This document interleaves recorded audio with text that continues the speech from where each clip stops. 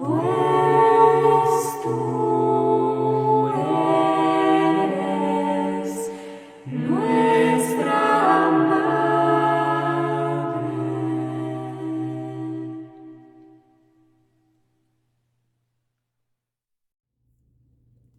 O feminino do ser, para acabar de vez com a costela de Adão. Por Annick de Susnelli, Instituto Piaget, canal Le Conde. Capítulo 7. Maria e as mulheres do Evangelho. Primeiro, Maria. O fio vermelho escarlate do Espírito Santo continua a tecer a sua trama sobre Israel, cuja história está inelutavelmente presa no laço do amor divino. Este tecido pintalgado de espantos e ternuras, de traições e medos, de tempestades e sussurros, de asas, de epopeias guerreiras e cânticos amorosos, estende-se até ao pé das montanhas de Galileia, ao lugar de Nazaré, onde o anjo Gabriel vai visitar Maria. Os ícones da Anunciação desenham este fio vermelho nos lábios do anjo e fazem-no dançar sobre a Virgem. O Espírito Santo penetra agora a donzela eleita do povo eleito, bendita entre todas as mulheres, em quem subitamente Deus faz as grandes coisas anunciadas pelos Doudaim. Deus faz grandes coisas naquela que, por seu lado, tornada a flor da árvore do conhecimento, vai dar ao mundo o seu fruto. Ela foi germinada desde a aurora da humanidade, através de prostituições e santidades dos seus antepassados, até Ana e Joaquim, seus pais. O casal é estéril, diz-nos o evangelista Tiago. Desgostoso, Joaquim retira-se para o deserto, onde jejua durante 40 dias e 40 noites. Não comerá nem beberá antes que o Senhor o visite. A prece será o seu único alimento. Ao mesmo tempo, Ana chora não só a sua esterilidade, mas também a sua viuvez, julgando que o marido morreu. A sua criada Judite censura-a e incita-a a sair do seu desespero. Então Ana tira as vestes de luto, lava a cabeça e volta a vestir as suas roupas de núpcias. Vai para o jardim e senta-se à sombra de um loureiro. Erguendo os olhos para o céu, vê um ninho de pássaros na copa do loureiro. A quem se compara a minha sorte? Lamenta-se. Nem sequer as aves do céu que são fecundas diante da tua face, Senhor. Ai de mim! A quem se compara a minha sorte? Nem sequer aos animais estúpidos, que esses também são fecundos, Senhor. Ai de mim! Ai de mim! E Ana enumera todas as felicidades da terra de que se sente privada. A sua prece é ardente. E eis que um anjo do Senhor vem prometer-lhe uma posteridade de que a terra inteira falará. Ana, feliz, promete fazer dom do seu filho ao Senhor.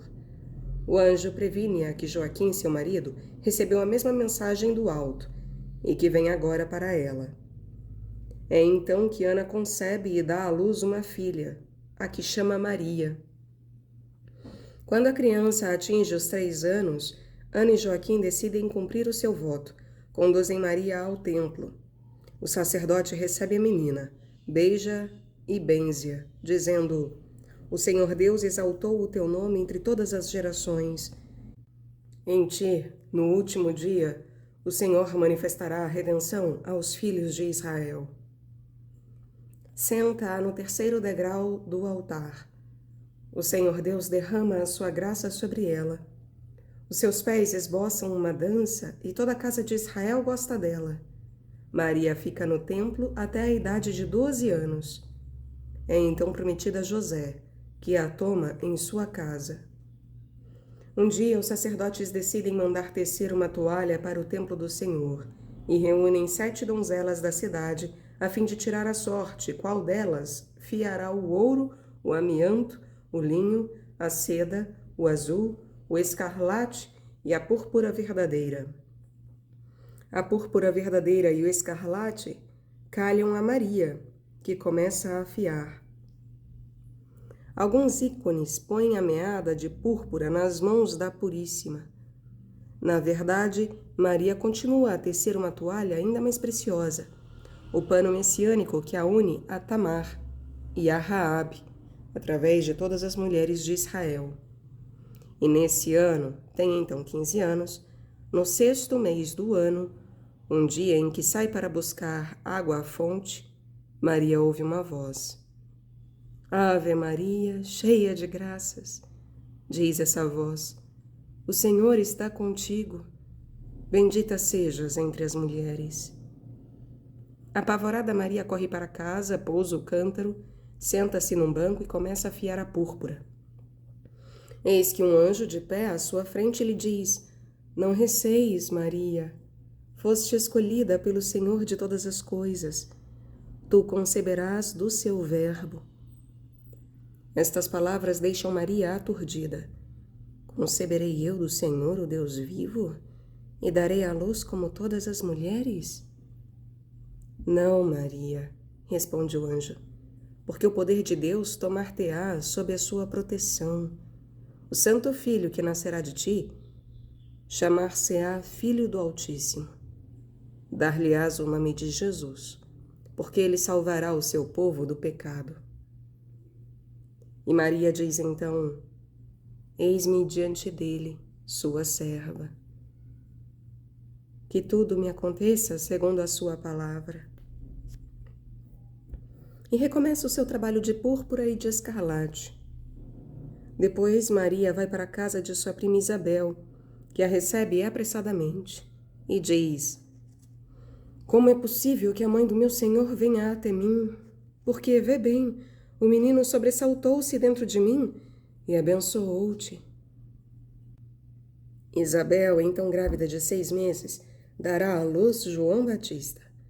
João Batista, no ventre de sua mãe, encontra em Maria aquele a que chamará mais tarde, com certeza, o Cordeiro de Deus, porque já o terá visto e nomeado naquele dia, naquele 6º mês da sua vida intrauterina. No 6º mês de toda a vida intrauterina, onde o filho é construído na sua anatomia e na sua fisiologia, o novo sopro jorrando do seu nome fundador edifica então nele, durante os 3 últimos meses de gestação, a parte mais sutil do seu ser. Ela concerne, já falei disso, a identidade primeira que terá de instalar na planície de Shinar, após o seu nascimento, e que terá mais tarde de apagar diante da instância do verdadeiro eu da sua interioridade, quando o nome o chamar a virar-se para o seu oriente. Para João Batista, nesse 6º mês da vida intrauterina, o sopro que brota do eu sou em germe do seu ser fala-o estremecer violentamente no seu encontro súbito com o eu sou vivo no ventre de Maria, e o Dhre do Adão total, cósmico, de que ele próprio é a centelha e o muito possível. Encontro fulgurante que a criança, mais tarde o adulto, memorizará tanto mais quanto ele próprio é representativo de uma humanidade em curso de chegar ao seu 6º mês de gestação na matriz cósmica. É, pois, na pessoa de João Batista e no Adão total, que ele representa que este encontro com o Yud-Re-Vav-Re no 6º mês de gestação é transformador. O acontecimento que a Igreja festeja e que dá pelo nome de visitação, só aqui tem sentido real.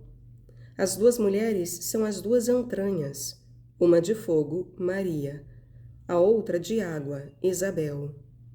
Isabel põe então no mundo aquele de quem Jesus dirá mais tarde que é o maior entre os filhos da mulher.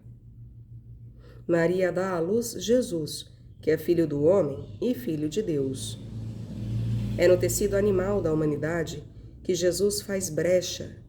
É numa manjedoura que é posto. É pelo boi e pelo jumento que é aquecido. Mas é por sua mãe que é aleitado. E Maria, nascida neste tecido animal, inexoravelmente ligada a ele como todo ser humano, por mais evoluído que seja, pertence também, e agora mais que todos, a uma outra raça. Não se elevou ela à dimensão do Adão primordial que, a montante do exílio na pura imagem do Verbo, É da raça divina? Aquela que viveu 9 anos no templo do Senhor? É legítimo perguntar o que se passou durante esses anos de silêncio e de preces que o apóstolo Tiago nos revela. O templo significa o santuário interior, fora do qual não é nada. Neste último, matriz de fogo de todo ser, Maria teve de ser fundida das suas escórias de chumbo, a sua carne, bazar.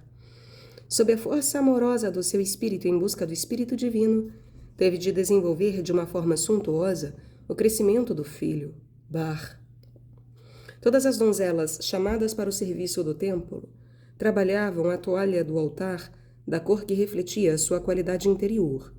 Bordando a púrpura, Maria abordava o seu vestido nupcial e preparava o seu encontro com o Espírito Santo de Deus. Penetrada por ele, fecundada pelo seu sêmen, Maria põe no mundo aquele que, neste mistério inefável, é filho de Deus, mas também filho do homem, porque este último atingira um tal grau de realização que a sua natureza deificada se tornara capaz de participação na natureza divina. Espaço de união de todos os opostos. Maria é receptáculo em Jesus da antinomia mais fundamental e de duas naturezas radicalmente transcendentes, uma relativamente à outra, e que nele estão unidas sem confusão, distintas uma da outra, sem separação. Na sua finitude, Maria põe no mundo aquele que não tem começo nem fim. Gostaria de me calar diante do inefável, ou pelo menos marcar um silêncio e ajoelhar-me antes de retomar o meu estudo.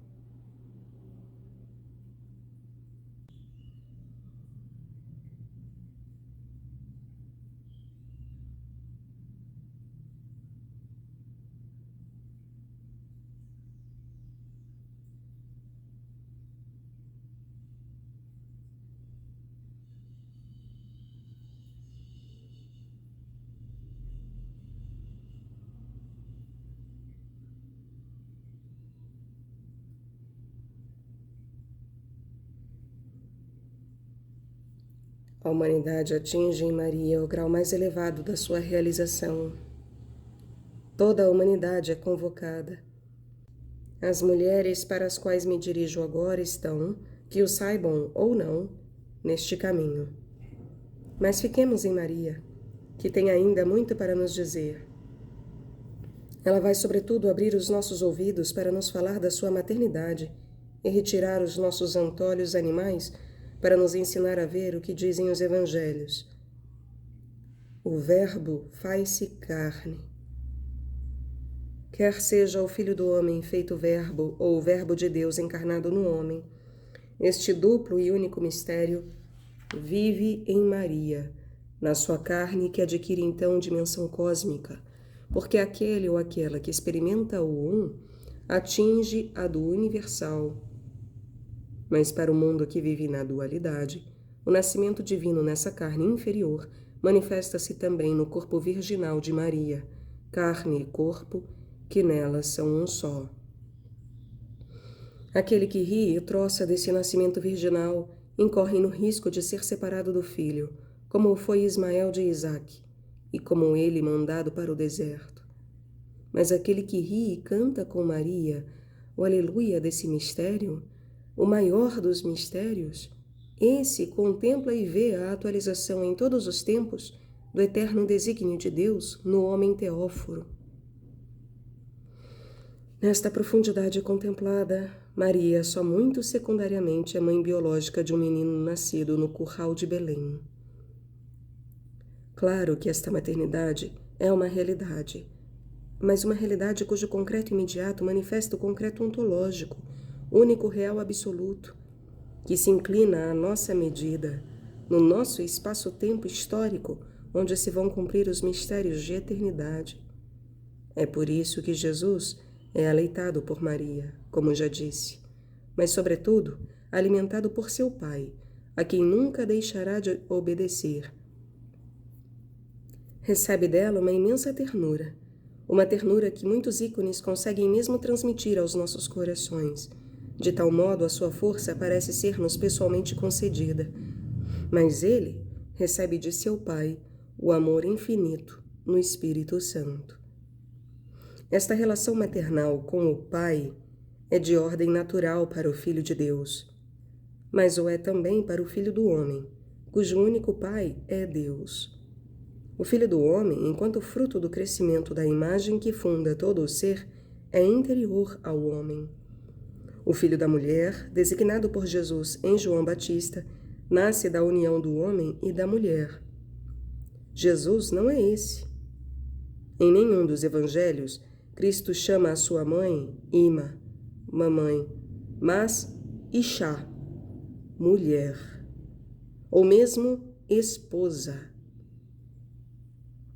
Quando num ponto da narrativa evangélica os discípulos de Jesus lhe dizem quanto a sua mãe e irmãos que estão lá fora se preocupam devido à sua ausência, ele responde: quem é minha mãe e quem são meus irmãos?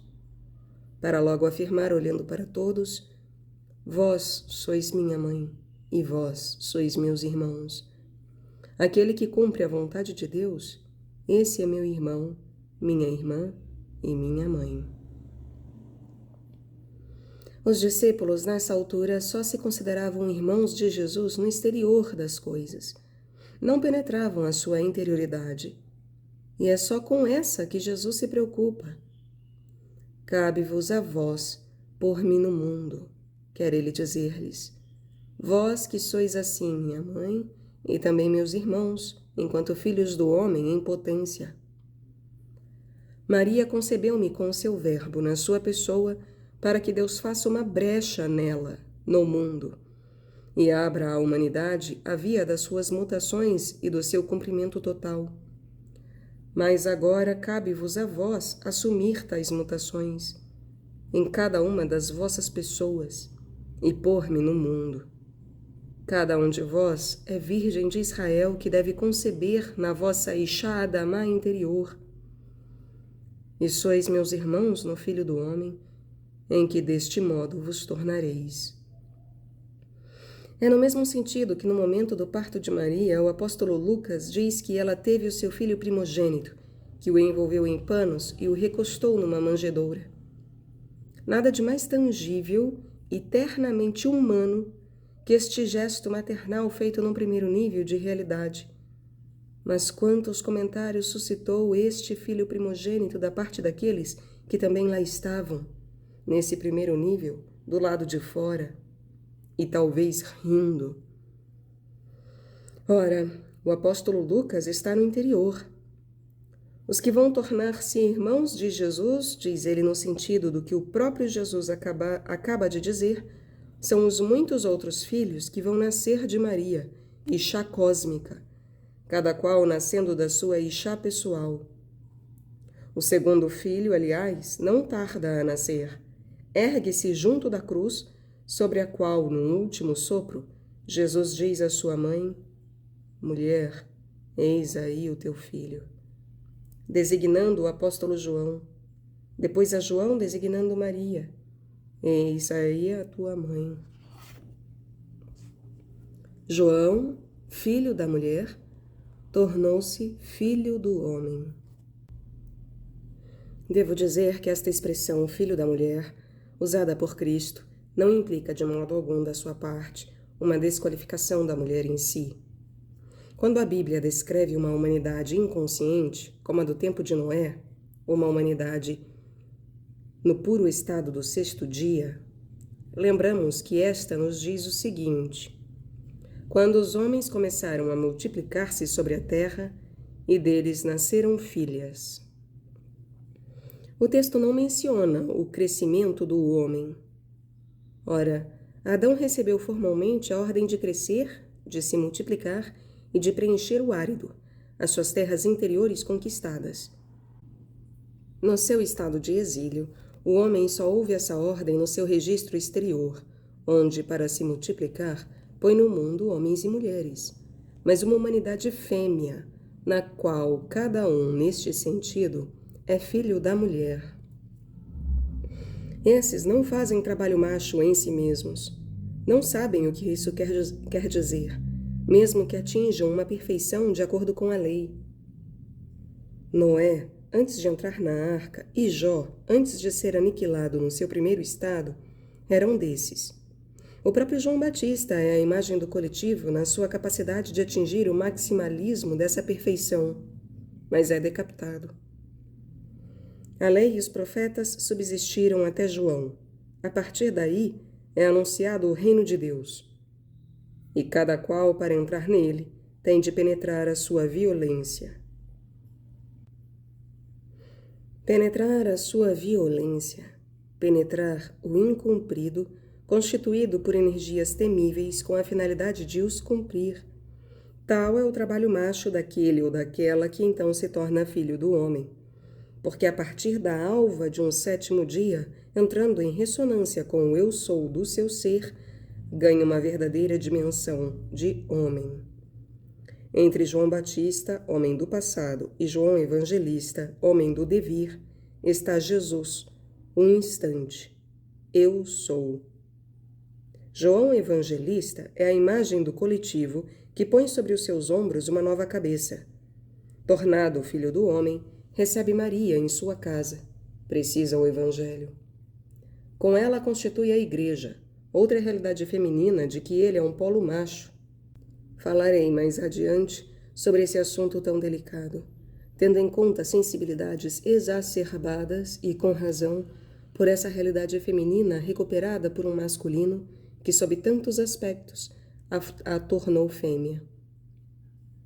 Na perspectiva de tudo que fica dito, Maria revela-se-nos na infinita beleza de Kedushá, a santidade. Esta foi uma mulher no sentido mais simples do termo, uma mãe atenta, por vezes preocupada ou mesmo projetada para o exterior. Ela, que tão firmemente está no interior, meditando sobre as grandes coisas que nela faz o Todo-Poderoso. Na sua fragilidade mergulha a nossa esperança, na sua ternura, o nosso reconforto. Mas irá até a santidade. Não posso concluir esta meditação sobre Maria, porque o meu olhar posto em Maria, Mãe de Deus, tem os limites da minha própria abertura interior a esses mistérios. E Maria não tem limites. E chegar até Maria é chegar às outras mulheres dos Evangelhos. Ela recapitula todas as mulheres da Bíblia. Segundo, a samaritana e a mulher adúltera. Ao ver o fio vermelho e escarlate correrem pontilhados na história de Israel, e na verdade construí-la através de prostituições e santidades, não me surpreende descobrir a compaixão ou mesmo a predileção manifestada por Cristo para com essas mulheres de costumes levianos, cujo coração não foi betonado pela deusa lei, pelos seus sacerdotes e sacerdotisas, cujos julgamentos não tinham falhas nem recurso. Em verdade vos digo, os publicanos e as meretrizes preceder-vos-ão no reino de Deus, afirmou aos religiosos e anciãos da época. As meretrizes, em especial, souberam reconhecer em João Batista o precursor do Messias anunciado pelas Escrituras, mas não aqueles homens da lei incomodados por um novo paradigma. Estas têm em comum com João Batista aquilo que partilham com o profeta, uma certa loucura desviada pelo seu estatuto de exiladas nas primeiras, loucura da cruz já presente na voz do profeta. Ambas as expressões do Eros, como vimos, fazem desabar as muralhas das seguranças alienantes e abrir o coração ao todo possível então habitado por Deus. Ainda hoje, aquele a quem chamamos louco está em muitos casos mais próximo do místico que o homem de boa consciência ou bem pensante e que pensa bens. Uma das primeiras mulheres que Cristo aborda nos evangelhos é a samaritana. Não é prostituta de profissão, mas teve 5 maridos, e o homem com quem vive agora não é o seu, como Jesus reconhece. Totalmente fora da lei, ainda por cima é samaritana, e como tal é desprezada pela elite de Israel. É contudo a ela que Jesus se dirige para lhe pedir água.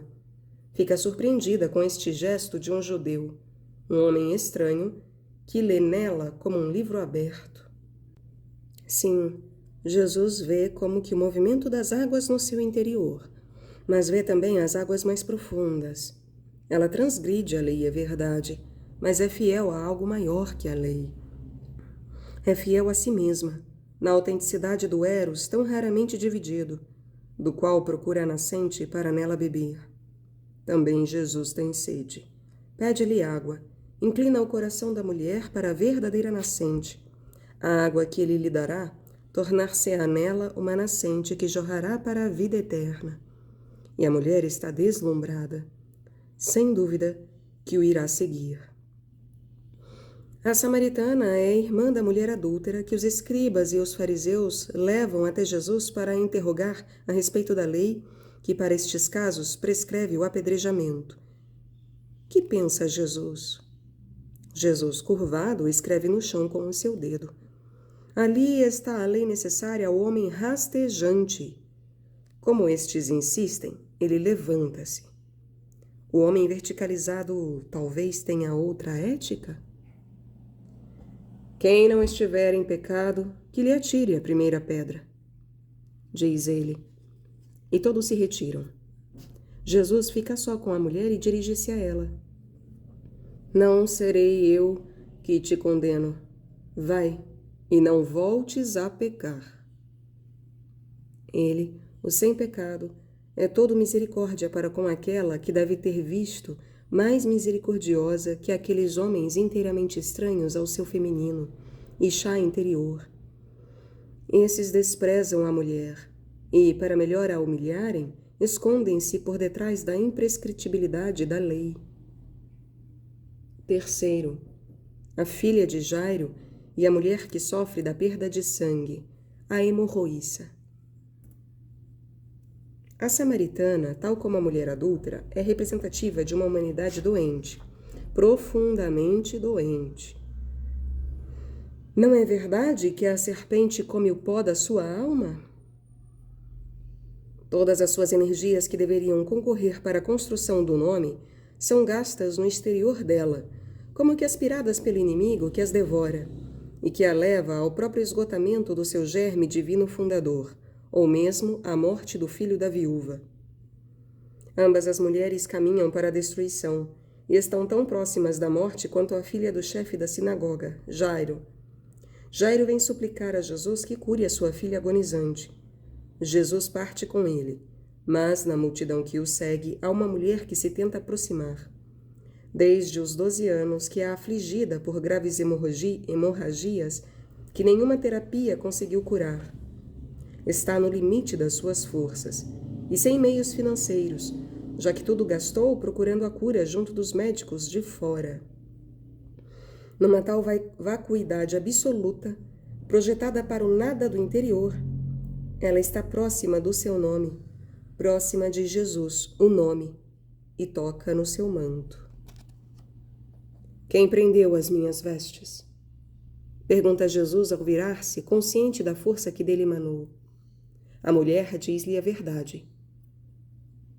Minha filha, a tua fé salvou-te. Estás curada. E vai em paz. Responde Jesus, consciente do toque interior que é fé. Amém, naquela mulher. Jesus prossegue ao encontro da criança. Quando chegou, já esta deixara de viver. A menina não está morta, está a dormir, afirma ele, mas nenhum dos presentes quer acreditar. Afastando-se do coro de lamentações, Jesus chama os 3 apóstolos testemunhas da transfiguração, Pedro, Tiago e João, assim como os pais da menina, e entra no quarto onde esta repousa. Jesus segura a mão da criança e ordena Talitha cum, o que quer dizer levanta-te, menina. A criança ergue-se e começa a andar. Tem 12 anos. Estas duas narrativas, imbricadas uma na outra, são no fundo uma só. A menina de 12 anos, filha de Jairo, O rio é a filha do rio da vida que se extingue tal como se extingue a vida pelo seu fluxo de sangue anárquico a partir dos 12 anos na mulher. A perda de sangue é ritualizada mensalmente em toda a mulher nos limites do tempo de procriação. O rito não tem razão de ser fora desse tempo em que se verifica um aumento de seiva na primavera da árvore humana, tal como se verifica um aumento de leite no tempo da maternidade. A maternidade que intervém neste jubileu da idade e nas normas do crescimento é totalmente interior. Dá curso a um fluxo de energias criadoras que alimenta o Filho Divino e faz exultar o ser assim libertado. Quando este último bloqueia o fluxo, as energias viram-se ao contrário e traduzem de maneiras diferentes no homem e na mulher a sua perversidade. Na mulher do Evangelho, as hemorragias sinalizam o estado de inconsciência e de infantilismo que perdura apesar da idade.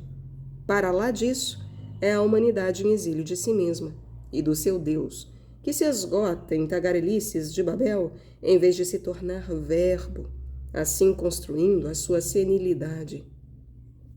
A criança de 12 anos é a personificação desse infantilismo que barra o caminho do crescimento para uma maturidade do ser, de que o número 12 é o símbolo. Foi aos 12 anos que Maria saiu do templo. A mulher criança derrama sua seiva em sangue perdido desde os 12 anos. A ressurreição da menina é a cura da mulher, daquela que, no limite mais baixo do seu despojamento e das suas certezas, volta a ser a criança abandonada, agora conscientemente, nas mãos de seu pai, através da pessoa de Cristo. Fez a sua viragem para o Oriente. A menina é filha de Jairo, chefe da sinagoga, chefe de uma instituição que, quando se implanta em terra de exílio, se exila tantas vezes dos seus valores ontológicos. A menina esvazia-se do eros divino e de todo o rio de vida que jorra dele para impor a sua lei esterilizante e couraçar os corações. A criança é a objetivação do filho interior morto naquele homem. Talita cum, levanta-te, menina. Todo homem e toda mulher pode ouvir esta ordem dada a si mesmo. Todos são essa criança. Ou a mulher curvada que Jesus verticaliza, o paralítico que lhe faz andar, o surdo que lhe faz ouvir e falar, o cego a quem dá a vista, etc. Quem quer que sejam, esses seres são a humanidade doente, essa filha virgem de Israel que morre por não poder conceber, essa esposa que se deu ao esposo devorador e que definha nas suas prostituições, qual Maria Madalena, que agora vamos visitar. Quarto, Maria Madalena, Marta e Lázaro. Maria de Magdala será aquela pecadora que em Betânia, durante um jantar que Jesus partilha com os seus, em casa de Simão o leproso, entra na sala de refeição e se põe a soluçar junto de Jesus? Ninguém sabe ao certo. Mas continuemos o relato. Esta mulher não nomeada pelos 3 primeiros evangelistas, Mateus, Marcos e Lucas, soluça e banha com as suas lágrimas os pés de Jesus, que depois enxuga com os seus cabelos, e sobre os quais derrama um aroma precioso. Os convivas ficam escandalizados com o fato de Jesus se ter deixado abeirar por uma tal mulher que, ainda por cima, desperdiçou uma soma considerável na compra do perfume. Profundamente tocado, Jesus repreende vigorosamente os comentários sem sentido dos críticos e opõe ao seu julgamento iníquo o amor infinito que emana da mulher e guia o seu gesto. Opõe igualmente, mas será que eles compreendem? Os seus miseráveis cálculos de interesse imediato, o instante vivido por ela na eternidade de eu sou, que eles não souberam reconhecer e que não tem preço. O mesmo instante em que, com o mesmo perfume, Maria Madalena aromatizará o corpo de Cristo. Em verdade vos digo, acrescenta Jesus, onde quer que esta boa nova for anunciada em todo o mundo, repetir-se-á também em sua memória o que ela acaba de fazer. Assim falam os 3 evangelistas, com algumas variantes. E é João quem, relatando o mesmo episódio, dá nome à mulher. Ela é Maria, irmã de Marta e de Lázaro, todos moradores em Betânia. Contudo, nada nos permite confundir Maria com Maria de Magdala, que Jesus libertou de um espírito maligno e que o seguirá ao longo de toda a sua vida, sendo mesmo a primeira a ser visitada pelo ressuscitado. Ser-me-á perdoada a referência a uma tradição oral muito popular, e também ela fundamentada, que parece ligar Maria, irmã de Marta e de Lázaro, a Maria Madalena, que se prostra tão dolorosamente aos pés de Jesus para ser libertada do demônio da prostituição. Esta simplificação, face ao eventual rigor histórico, em nada altera o sentido profundo da função feminina vivida pela fratria Maria, Marta e Lázaro, 3 seres amados por Jesus e sobre os quais vou agora meditar. Os 3 são um único símbolo da humanidade esposa, virgem de Israel que deve conceber Deus. Com efeito, a humanidade ergue-se em chá de Deus, na medida em que constrói em si o Filho Divino. Lembremos o que diz Paulo: Ishá é a glória do homem, e o homem é a glória de Deus. Como vimos, o homem, humanidade, imagem de Deus, é feminino relativamente a ele, Deus. É a sua Ishá, e torna-se esposa ao mesmo tempo que assume num trabalho macho os seus esponsais com a sua própria Ishá interior. E isto é válido para cada ser humano, seja ele homem ou mulher. É por isso que a presença de Lázaro, enquanto esposa de Deus, tão surpreendente como era a de Ló para Abraão, nem por isso é menos real. Ló era o velado. Lázaro, Eliezer, é a ajuda de Deus. Ora, essa palavra, Ézer, ajuda, lembramos, é a que Deus emprega quando, verificando a esterilidade de Adão, caso este fique separado de si mesmo, ele diz: vou dar-lhe uma disjutora semelhante a ele. Ou também, para que possa comunicar consigo mesmo. Este semelhante a ele, este outro com o qual Adão vai poder comunicar, é o seu lado ainda desconhecido com o qual era até então confundido, e de que Deus o diferencia. Esse lado é o polo Ra, incumprido da árvore do conhecimento, que é Adão. Outro aspecto da Adamá, mãe, esse lado chamado Ishá enquanto esposa, é a auxiliar de Adão. Mas nada proíbe que se leia igualmente neste versículo que Adão, ao entrar neste processo de diferenciação, tendo em vista os seus esponsais consigo mesmo, entra ao mesmo tempo no de verticalização com vista aos seus esponsais com Deus. Poderíamos parafrasear o apóstolo Paulo e dizer que, se Ishá é a auxiliar esposa do homem, o homem é o auxiliar esposo de Deus. O nome Eliezer não se revela assim como sendo o auxiliar que Deus dá ao homem, mas como o auxiliar que o homem é para Deus. Em Deus, todos os nossos conceitos são virados do avesso. Nos ideogramas das letras que compõem a palavra Ézer, é legítimo ver esse polo incumprido Ra, que penetra a arma macho, letra Zain, e Ézer é, relembramos, o anagrama de Zerá, a semente. Esta auxiliar esposa está prenhe da semente divina que a funda. É por isso que Lázaro, Eliezer, na vocação do seu nome, é o auxiliar de Deus, isto é, a esposa de Deus. Mas Lázaro não faz crescer a sua semente. Nele, o filho da viúva e a própria viúva morrem. A esposa de Deus morreu, está no túmulo. Senhor, se estivesses aqui, meu irmão não teria morrido, exclama Marta quando se dirige a Jesus. Está banhada em lágrimas e desesperada. Jesus demorou a chegar junto do seu amigo doente, e agora é demasiado tarde. Quando teve conhecimento da doença de Lázaro, Jesus disse uma coisa estranha. Essa doença não causará a morte. Vai servir para a glória de Deus, pois graças a ela, o Filho de Deus será glorificado. Não será justo entender a palavra glória no sentido que acabamos de evocar? E na sua ressonância com a palavra auxiliar? Ézer, de Eliezer.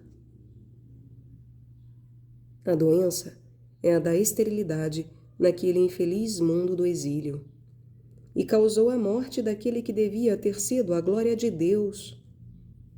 Se aqui estivesses, Senhor, meu irmão não teria morrido. Se Lázaro tivesse tido presente em si mesmo, num crescimento assumido da sua semente, o eu sou do seu ser, é verdade, não teria morrido. Agora é muito tarde, pensa Marta. Não, ele está só a dormir. Vou acordá-lo, afirma Jesus, falando aqui tal como junto da filha de Jairo. Compreendemos que a morte do corpo físico é secundária relativamente à da alma. Esta ocorre durante o processo de esgotamento desta última, ou no outro polo, no sopro do cumprimento cuja intensidade o corpo físico já não pode suportar. Neste sentido, todo ser estéril e inconsciente da sua esterilidade está como morto, mas na realidade está tão só num não acordado. Lembremos o que o hebreu nos diz do corpo que só está vivo se ligado à carne, pois caso contrário, é simplesmente cadáver. A morte de Lázaro significa esse não acordado destruidor, e Jesus chora sobre ela. Verteu lágrimas sobre Jerusalém, a cidade santa prostituída. É hoje o esposo, cujo espírito estremece e se põe a chorar, sobre a esposa adúltera. Se aparentemente ele chega demasiado tarde junto do seu amigo Lázaro, Marta, no entanto, está certa de que Deus lhe concederá tudo o que ela pedir. O teu irmão ressuscitará, confirma Jesus. Sim, eu sei, na ressurreição do último dia, responde ela, conhecedora das Escrituras. Mas Jesus precisa. Eu sou a ressurreição. Aquele que crê em mim viverá, mesmo que esteja morto, e todo homem que vive e crê em mim nunca morrerá. Crês no que te digo? Sim, Marta crê. E afirmam, Jesus é Cristo, o Filho de Deus. Realidade para lá de todas as realidades. Pedra angular que Pedro confessou e sobre a qual Jesus fundou a Igreja. Objetivação do Oriente coletivo. Marta ainda não sabe nada de tais mistérios. Ignora no seu espírito que Jesus é para toda a eternidade o ressuscitado, mas a sua confissão de fé introduz-la interiormente no templo divino, onde subitamente acede ao segredo. Aturdida, Marta corre à procura de sua irmã Maria, que, conhecedora da presença de Jesus, se apressa a ir ao seu encontro junto do túmulo. Senhor, diz por seu turno Maria, se aqui estivesses, meu irmão não teria morrido. Se ele estivesse presente no coração de Lázaro, no coração de cada uma delas, se a humanidade se tivesse voltado para o seu oriente, o mundo não seria varrido por tantos sofrimentos. Jesus estremece de novo em si mesmo e manda que levantem a laje do túmulo. Marta teme a pestilência do corpo ali depositado há 4 dias. Não te disse já que se tiveres fé verás a glória de Deus? Afirma Jesus que, uma vez retirada a laje, exclama com voz forte: Lázaro, levanta-te. E o morto levanta-se, os pés e as mãos ligados e o rosto envolvido por um sudário. Jesus diz: desligai-o e deixai-o ir. Isaque foi desamarrado pelo ressuscitado, a quem Abraão obedeceu.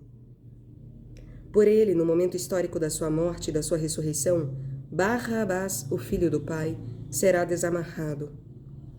Pelo ressuscitado Lázaro, o auxiliar de Deus, e sua glória, é desamarrado.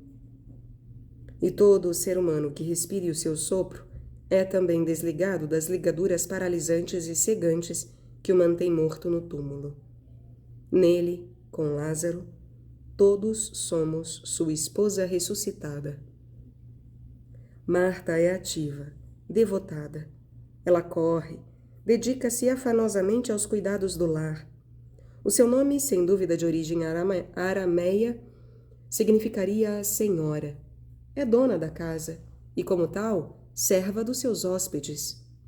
Muito consciente das suas responsabilidades, faz com que a sua irmã Maria as partilhe e as assuma.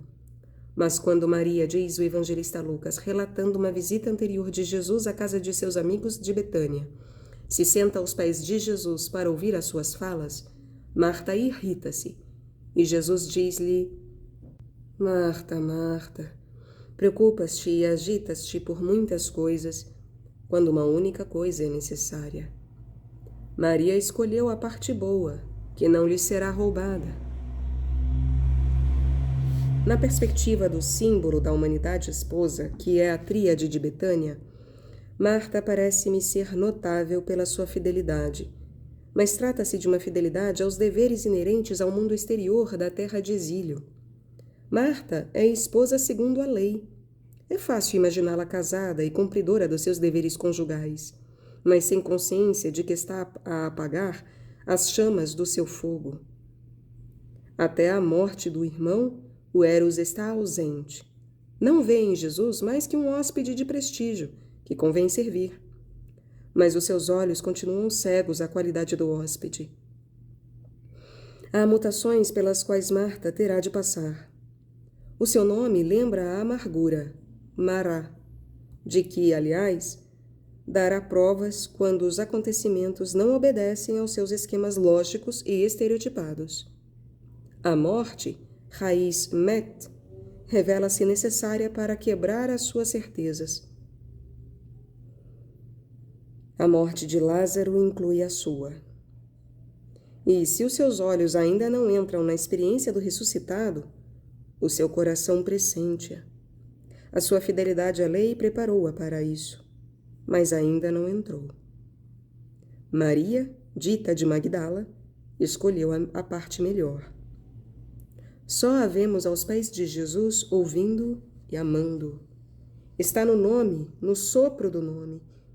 É esse o único espaço onde a respiração se faz ampla, imensa, abraçando todos os mundos possíveis que ela conjugava estreitar outrora na sua liberdade selvagem. Mas esses mundos encolheram-se subitamente como um balão de criança que tivesse sido furado. Maria Madalena não conheceu o dever, nem se preocupou com a lei. No coração da planície de Shner, em Babel, construiu a sua torre. Magdala é Migdal, a torre.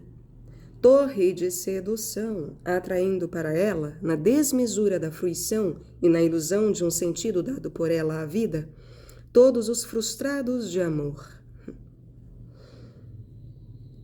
Maria Madalena não conheceu o dever, nem se preocupou com a lei. No coração da planície de Shner, em Babel, construiu a sua torre, pois que Magdala é Migdal, a torre. Torre de sedução, atraindo para ela, na desmesura da fruição e na ilusão de um sentido dado por ela à vida, todos os frustrados de amor. Ergueu, como lhe foi possível, um eu radicalmente refratário às escravaturas da boa reputação, às prostituições que o estado de boa consciência implica, a par da submissão incondicional a toda autoridade que não a sua. Liberdade vertiginosa esta, confrontada com o poder implacável das exigências do corpo cadáver.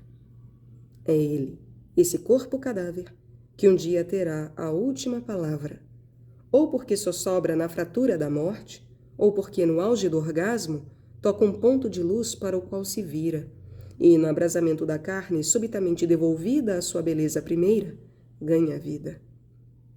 No local onde colhia o seu prazer, a flor da terra, ei-lo que se eleva como uma oferta, num desejo louco, estático, incomunicável. E a torre esboroa-se. No local onde colhia o seu prazer, a flor da terra, ei-lo que se eleva como uma oferta, num desejo louco, estático, incomunicável. E a torre esboroa-se. Maria de Magdala regressa a Betânia, seguindo os passos daquele em quem recolheu o ponto de luz. Entre ambos, cava-se um fosso profundo, lodoso, cheio de deboches e de luxúrias. Toma a dimensão do abismo e atrai-a numa vertigem irresistível. Cai nele, e nele se abandona em lágrimas, chocando com todos os seus demônios e, de súbito, com os pés daquele que julgava não poder atingir. Mas ele está ali, na ravina do seu arrependimento, insinuando uma aurora no coração de sua noite, pousando a sua mão abençoada na auriflama impura dos seus cabelos e inundando-a pouco a pouco de uma ternura que nenhum dos seus amantes lhe conseguira prodigalizar. Ternura de um outro amor. Esse amor, contudo, não lhe é inteiramente estranho, já que ela própria tanto amou, tanto esperou que um dia pudesse anular-se, no êxtase de uma verdadeira partilha. Tanto desejou um verdadeiro desejo. E eis que, para além de tudo o que se pode conceber, ele está aqui. No meio das suas lágrimas, o seu coração canta. Com os seus lábios, dos quais corre, adivinha-se, o fio escarlate, ela beija os pés do seu Senhor. E do seu coração desfalecido, derrama-se o nardo num fio discreto de júbilo insuspeitado. Este bálsamo não tem preço. É uma unção de paz que perfuma de um aroma finíssimo toda a sala feita santuário de ressurreição após a pestilência do túmulo. É a primícia daquele que, com as mulheres mirróforas, ela levará ao túmulo de Cristo para aromatizar o corpo do seu bem-amado. E, como na suave manhã desse dia de Páscoa, alguém a chama pelo nome. Maria. O jardineiro divino fez reflorir o jardim do Éden, o das delícias sem amanhãs amargos. Nunca mais o deixará. Ela escolheu a melhor parte, que não lhe será roubada. Maria. Antes de ser Magdala, é Maria, Miriam, nome que partilha com tantas mulheres da Bíblia e dos Evangelhos.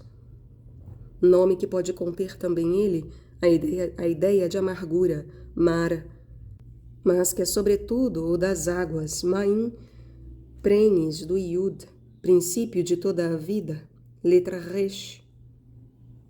As águas serão estéreis e amargas ou fonte de vida, segundo o que fizer a mulher que tem esse nome. Maria de Magdala mergulha na amargura, ou mesmo na aflição do seu passado. Precipitada da sua torre de Babel, destrói as suas fundações que disfarçavam o Iud do seu ser, e com as suas lágrimas purifica as suas águas. Tal como o madeiro atirado por Moisés às águas amargas de Mara ao sair do Egito, e que as tornou potáveis, tal o olhar divino agora, lançado sobre Maria Madalena, no extremo da sua prostituição, que libertou as nascentes do seu ser, ébrias de santidade. A mulher junta-se então a todas as que acompanham Jesus à volta de sua mãe, ela própria com o nome de Maria. Que admirável feixe formam à volta da Mãe de Deus estas mulheres de corola oferecida ao sol de justiça. Vão e vêm, param para ouvir, contemplar, como Marta e Maria, servem e acompanham o homem de dor, presentes nele, quando todos os apóstolos se dispersaram nos caminhos do Gólgota. O seu amor é visceral, matriciante, tem a audácia do perigo, conhece a intimidade da morte e destila o perfume da vida. O bálsamo aromático que enche a palma das suas mãos e que destinavam ao amortalhamento une subitamente a sua alegria aos raios de glória do ressuscitado. Maria Madalena, no canto das matinas desse dia de Páscoa, é Ixá, a esposa restituída ao esposo divino. Jesus tinha chorado sobre ela, sobre Lázaro, e sabia que só a salvaria, indo ao fundo dos infernos arrancá-la das mãos daquele que a seduzira e violara. Desceu ao local onde se enredava a sua escravatura, onde o inimigo o apertava nas suas algemas de ferro, inabaláveis, a respiração da sua bem-amada. Quebrou as algemas e reduziu o inimigo ao seu mero papel de adversário e segurou nas suas mãos as mãos de sua esposa. Ixá, mulher, disse-lhe ele, primeira palavra do ressuscitado naquele reencontro inaudito. Depois chamou-a pelo nome. Maria. Não é a Puríssima que assim é nomeada. Esta última participava dos infernos com seu filho. A espada trespassará o seu coração. Dissera o velho Simeão, profetizando sobre ela e sobre o menino, acabado de nascer no seu seio. Maria, Mãe de Deus, vive o mistério de todas as coisas na interioridade da sua pessoa e na íntima proximidade do Eu Sou.